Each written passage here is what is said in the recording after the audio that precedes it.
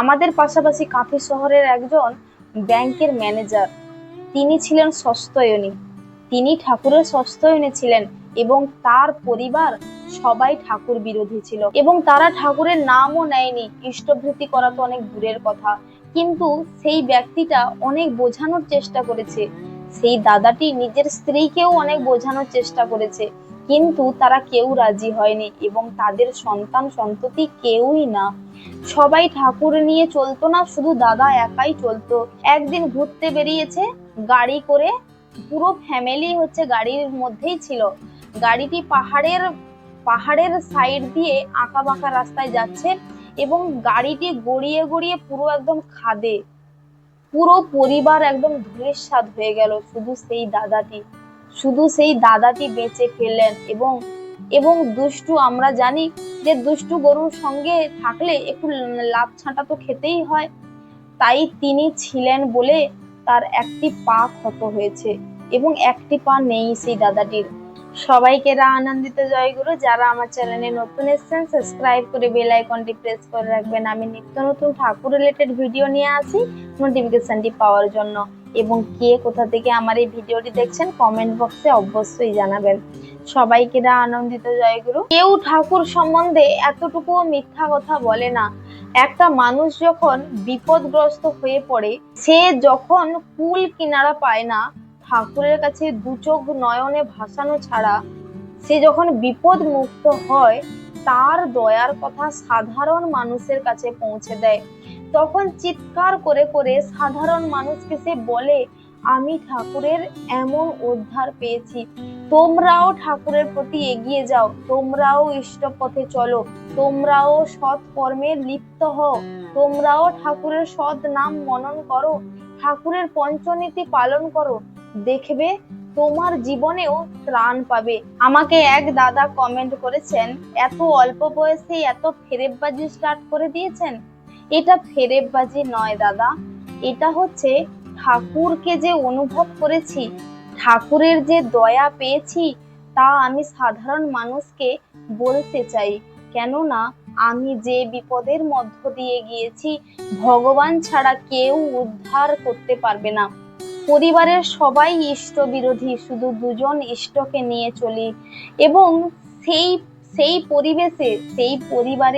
পরিবেশে ঠাকুরকে ধরে থাকা কতটা যে কষ্টকর, তা প্রতি পদক্ষেপে আমরা অনুভব করেছি। ফেরেববাজি নয় দাদা, ফেরেববাজি নয়। ঠাকুরের এত দয়া পেয়েছি, কোন ভাষায় বলবো, ভাষা নেই। বিয়ের পর থেকে কোনো একজন ব্যক্তি আমাদের পাশে ছিল না, শুধু আমরা ঠাকুরকে নিয়ে চলি বলে ইষ্টের কর্ম করি, ইষ্ট পথে চলি এবং সবাই ইষ্ট বিরোধী। কেন এদের মধ্যে এত মীমাংসা, কেন এদের মধ্যে এত মিল, কেন এরা কোন ঠাকুরকে নিয়ে চলছে, এ কেমন ঠাকুর? প্রচুর বিরোধী। ভগবান এবং শয়তানের লড়াই চলে, সেখানে সর্বদা কে জেতে? ভগবান ছাড়া শয়তান নিশ্চয়ই কোনোদিন জিততে পারে না। কষ্ট হবে, ভগবানকে ধরলে ভগবান তো কষ্ট দেবে। ভগবানকে ধরে কষ্টে থাকাটাই সেই হচ্ছে প্রকৃত ভক্ত। আমরা হাড়ে হাড়ে টের পেয়েছি। এবং যখন খাবার মতো চাল নেই, চুলা নেই, জ্বালন নেই, কিছুই নেই, তখন কোন পাশ দিয়ে যে ঠাকুর আমাদের যোগান দিয়েছে, তা আমরা বলে বোঝাতে পারবো না। আমরা এখনো রয়েছি। যদি কেউ যদি অনেকেই তো প্রমাণ করেন না, আপনারা যদি কেউ আমাদের পার্শ্ববর্তী মন্দিরে আসতে চান তো আপনারা আসতে পারেন। আমরা এখনো রয়েছি। ঠাকুরের এরকম বহু মানুষ রয়েছে যাদের প্রত্যেক জীবনে, বাস্তবিক জীবনে ঠাকুর প্রতিমূর্ত হয়ে রয়েছেন, ঠাকুরকে ধরে ঠাকুরের যে অসীম দয়ার অধিকারী হয়েছেন। আমিও একজন অজানা মেয়ে ছিলাম, ঠাকুরের সম্বন্ধে কিছু জানতাম না।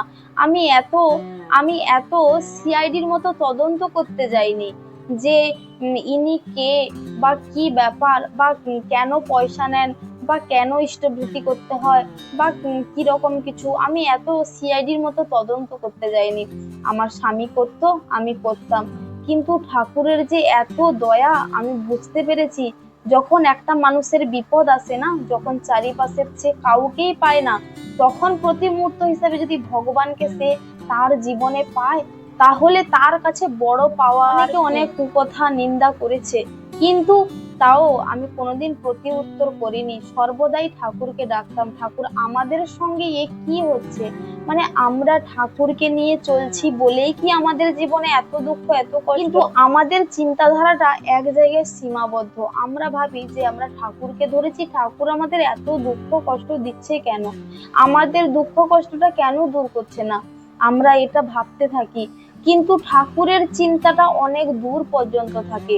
যেমন ঠাকুরের লক্ষ্য যদি আমাদের ওপরের দিকে নিয়ে যাওয়া থাকে, তাহলে আমাদের প্রথম ধাপ পেরিয়ে দ্বিতীয় ধাপ পেরিয়ে তৃতীয় ধাপ পেরিয়ে এবং এই রকম করে করেই কিন্তু ঠাকুর আমাদের নিয়ে যাবেন। কিন্তু আমরা প্রথম ধাপে দ্বিতীয় ধাপে যদি ক্লান্ত হয়ে পড়ি, আমরা যদি ঠাকুরকে ছেড়ে দিই, তাহলে ঠাকুর তার লক্ষ্য পর্যন্ত কি করে পৌঁছাতে পারবেন, আমাদেরকে কি করে নিয়ে যাবেন? প্রত্যেকটা মানুষের জীবনে হিস্ট্রি রয়েছে। কেউ এমন নয় কারোর জীবনে কোনো ঘটনা বা কোনো কিছু ঘটেনি যে সে বিন্দাস লাইফ জীবন যাপন করছে, এমন কোনো ব্যক্তি নেই। প্রত্যেকটা মানুষ যারাই বড় হয়েছে জীবনে, তাদের আগের জীবন হিস্ট্রিটা শুনলে চোখ দিয়ে জল বেরিয়ে আসবে। কেননা সেই ব্যক্তিটা একমাত্রই জানে যে তার আগের পরিস্থিতিটা কেমন ছিল এবং এখনকার পরিস্থিতিটা কেমন হয়ে দাঁড়িয়েছে, সেই একমাত্রই রিয়েলাইজ করতে পারে।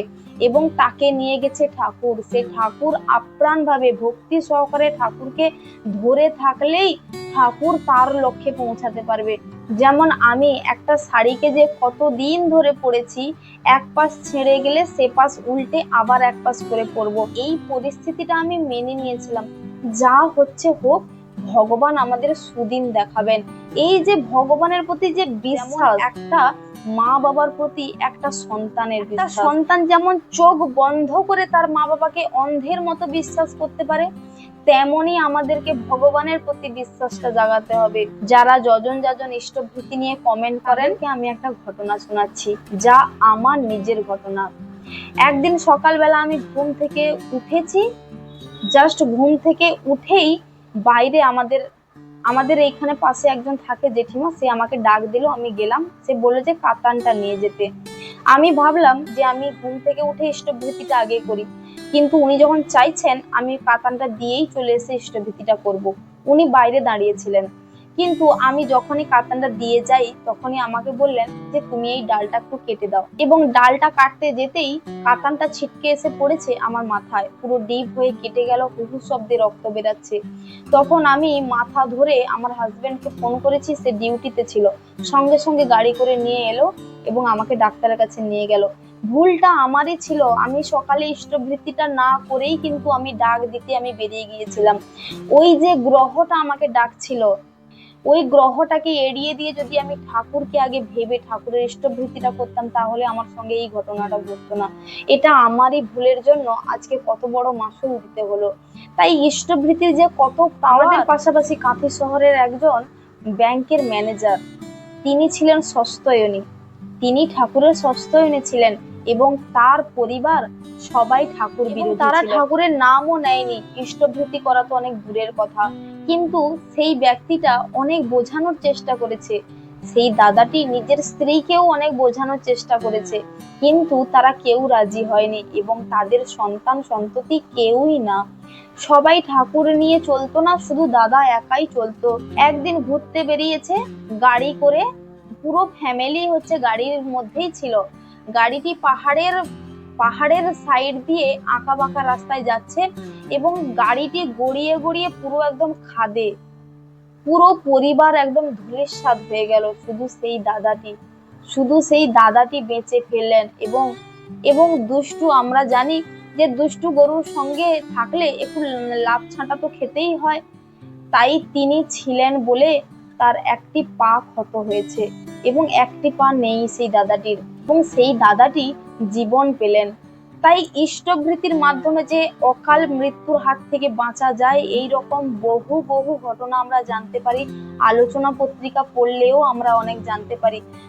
প্রত্যেকের জীবনে ঘটেই চলেছে ঠাকুরের অবদান, শুধু আমরা বুঝতে পারছি না, আমরা ঠাকুরকে বিশ্বাস করছি না। যেমন অন্য কেউ যদি এইসব কথা শুনে হেওতা করে উড়িয়ে দেয়, হ্যাঁ হ্যাঁ ঠাকুর ধরে আবার এমন হয়, ঠাকুর আবার এমন করে দিচ্ছে, ওসব ফাউ কথা, মিথ্যা কথা।